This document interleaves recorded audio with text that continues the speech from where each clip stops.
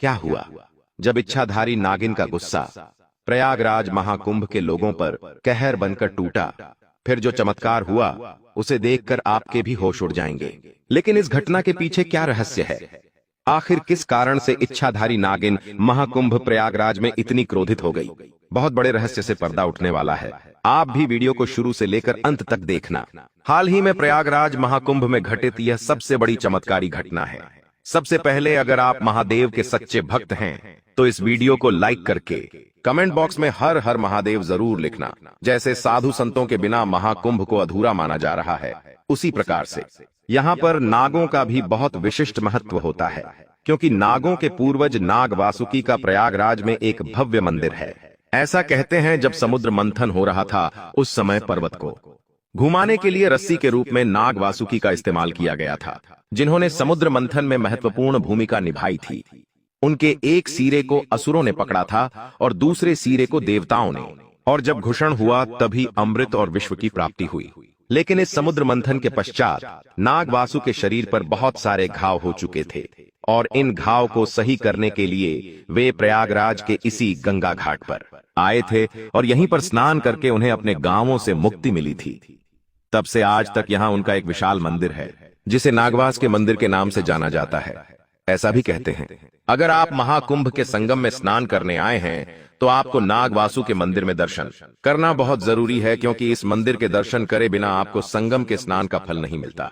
साधारण मनुष्यों के साथ साथ देवी देवता, साधु, संत और अनेकों प्रकार के नाग इस मंदिर में दर्शन करने आते हैं। कभी वो देवी रूप में आते हैं, कभी वो अपने मूल स्वरूप में आते हैं, लेकिन यहाँ पर किसी न किसी रूप में भक्तों का तांता लगा ही रहता है। लेकिन ऐसी क्या घटना हो गई जिसके बाद इच्छाधारी नागिन का गुस्सा महाकुंभ के श्रद्धालुओं पर कहर बनकर टूटा?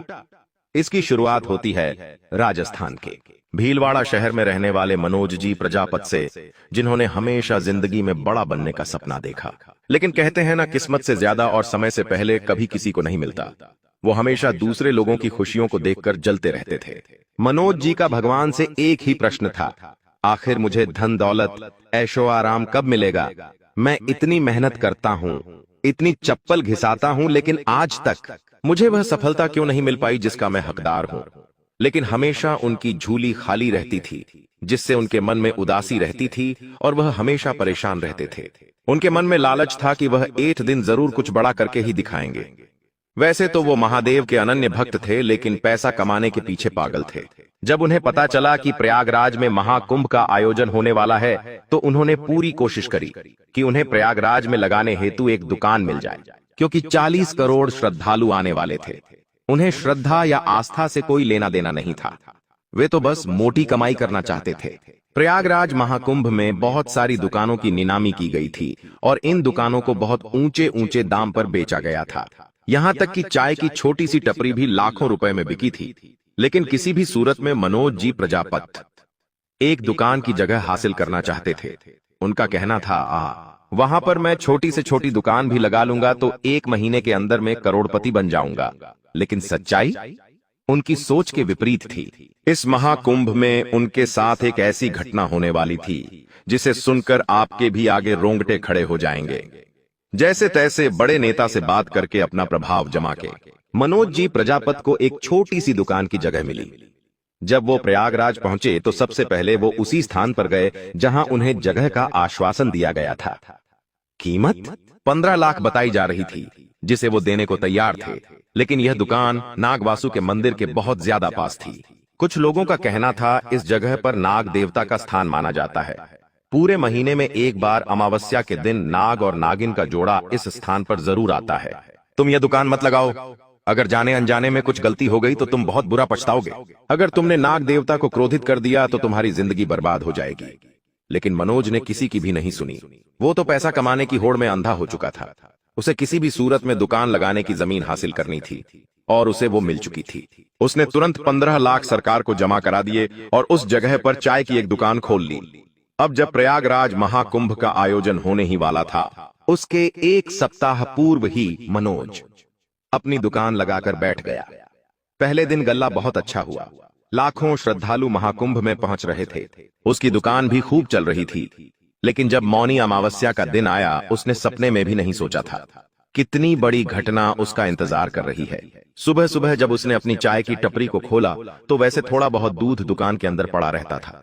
उसने दरवाजा खोलते ही देखा कि एक बहुत तेज बम्बू का तिबरी है, विशैला और काला नाग उसकी चाय की दुकान के अंदर बैठा हुआ है और प्याली में मौजूद दूध पी रहा है। लेकिन विडंबना यह थी कि उस काले नाग के मस्तक पर एक बहुत चमकदार चीज थी जो भयंकर चमकीला प्रकाश पैदा कर रही थी। तब मनोज को आसपास के लोगों की कही गई एक बात याद आई कि इस स्थान पर नाग नागिन का जोड़ा है और वे हर अमावस्या पे यहाँ आते हैं। तब मनोज समझ चुका था कि यह नाग एक इच्छाधारी नाग है और इसके मस्तक पर नागमणि है। अगर मैंने इसे हासिल कर लिया तो मेरी जिंदगी के सारे सपने पूरे हो सकते हैं, मेरी हर एक अधूरी इच्छा पूरी हो सकती है। जिसके बाद पास में से वो एक बड़ी लकड़ी लेकर आया और चुपचाप उस काले नाग के सिर पर वो लकड़ी दे मारी, जिससे उसी समय उस इच्छाधारी नाग की मृत्यु हो गई। बिना किसी को बताए चुपचाप मुकेश ने उसके सर से वो नागमणि निकाल ली और अपनी दुकान को बंद करके चुपचाप ट्रेन पकड़कर अपने घर भीलवाड़ा आ गया। उसे मन ही मन डर था कि अगर इस घटना के बारे में इच्छाधारी नागिन को पता चला तो वो मुझे खत्म कर देगी। वो समझ चुका था कि प्रयागराज में और दुकान खोलना उसके लिए जितना लाभकारी नहीं है, उतना ज्यादा लाभ उसे ये नागमणि घर पर ही प्रदान कर देगी। और वो उस नागमणि को लेकर अपने घर आ गया। कुछ देर बाद जब इच्छाधारी नागिन अपने नाग को ढूंढती ढूंढती उस स्थान पर आई तो वो देखकर हैरान हो गई कि किसी ने उसके नाग को मार दिया है और उसकी नागमणि को भी चुरा लिया है। मनोज ने सारी चाल बहुत सही चली थी, लेकिन वो एक बात भूल गया था कि जब भी कोई इच्छाधारी नाग मरता है तो उसकी आंखों में उसके कातिल का चेहरा साफ साफ नजर आता है, जैसे कोई भी इच्छाधारी नागिन देख सकती है। अब इच्छाधारी नागिन ने जब अपने नाग की आंखों में मनोज का चेहरा देखा तो वो गुस्से से तिलमिला उठी। वो अपने नाग की मौत का बदला लेना चाहती थी, लेकिन उसे ये नहीं पता था कि आखिर मनोज कहाँ गया है। इधर मनोज उस नागमणि को लेकर भीलवाड़ा आ चुका था। अपने घर के एक संदूक में उसने नागमणि को रख रखा था। उस नागमणि के पास आते ही उसके व्यापार में बड़े बड़े ऑर्डर आने लगे। वह माला माल हो गया। कुछ ही दिनों में काम धंधा बहुत जबरदस्त चलने लगा। 2 से 3 शाखाएं खुल गईं। हर तरफ से पैसा ही पैसा आ रहा था। वो समझ चुका था ये सब कुछ उस नागमणि का ही प्रभाव है। इधर महाकुंभ शुरू हुए। 10-12 दिन हो चुके थे और वो इच्छाधारी नागिन पूरे महाकुंभ में एक औरत का रूप लेकर मुकेश को ढूंढ रही थी। उसे कोई भी इंसान मुकेश के जैसा दिखाई देता तो वो इच्छाधारी नागिन उसके ऊपर आक्रमण कर देती। वो अपने बदले की आग में पागल हो चुकी थी और मुकेश से हर हाल में बदला लेना चाहती थी।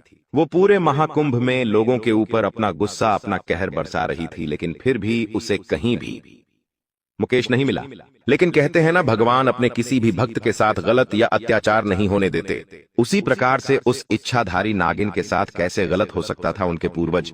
नाग वासुकी ने उनकी पुकार सुनी और एक ऐसे चमत्कार को अंजाम दिया जिसे सुनकर आपके पैरों तले जमीन खिसक जाएगी। राजस्थान के भीलवाड़ा में मनोज प्रजापत रोजाना नई नई ऊंचाइयां हासिल कर रहा था।